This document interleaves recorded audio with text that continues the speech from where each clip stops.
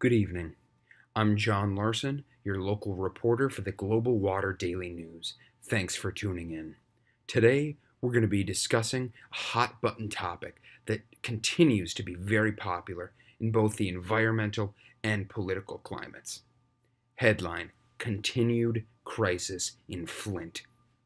The Flint water crisis began in 2014 after the drinking water source for Flint was switched from Lake Huron to the less expensive and, quite honestly, dirtier Flint River. Due to insufficient and cheap water treatment, lead leached from the water pipes in Flint into the drinking water, exposing over 100,000 residents to elevated lead levels. Many studies were done to prove lead contamination was present in the water supply, but the local government, Governor Rick Schneider's administration, denied it until finally, in 2016, a federal state of emergency was declared in January, and Flint residents were instructed to only use bottled or filtered water for all activities that related to water, like drinking, cleaning, cooking, bathing, etc. All the lead pipes are in the process of being replaced, which is expected to be completed sometime this year or early 2020. There are still an estimated 2,500 service lines still present in Flint. Lead service lines, excuse me.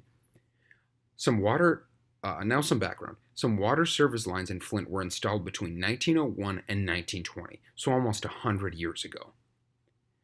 As with many other cities at the time that were sprouting up, developing, industrializing, the service lines being used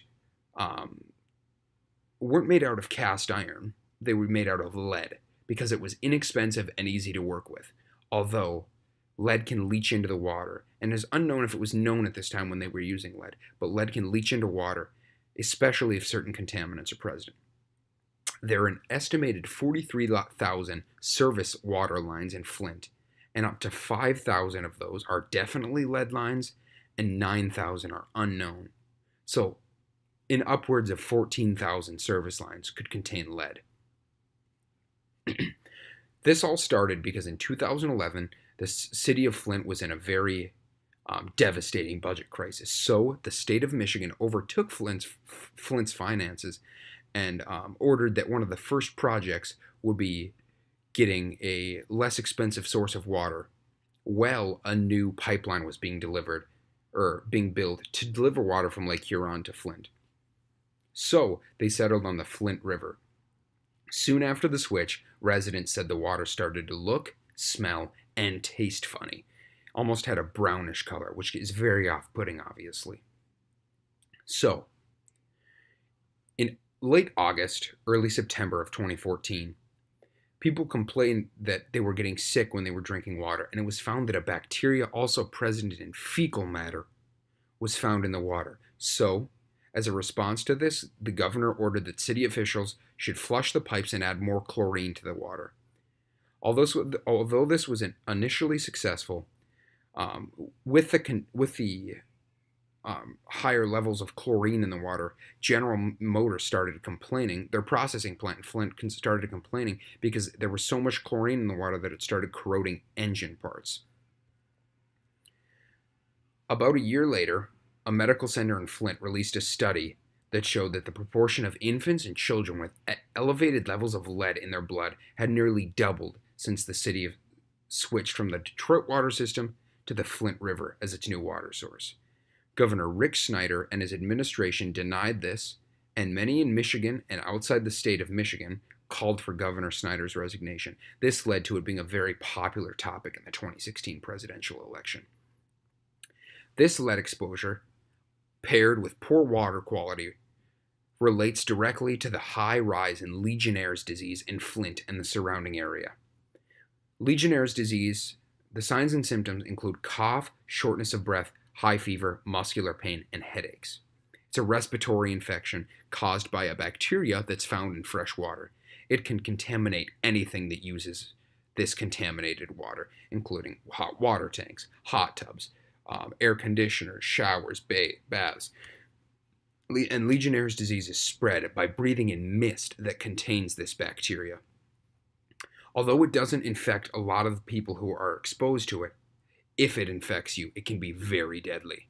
Up to 12 people died during this crisis because of Legionnaire's disease, and that number will continue to rise if nothing is done about it.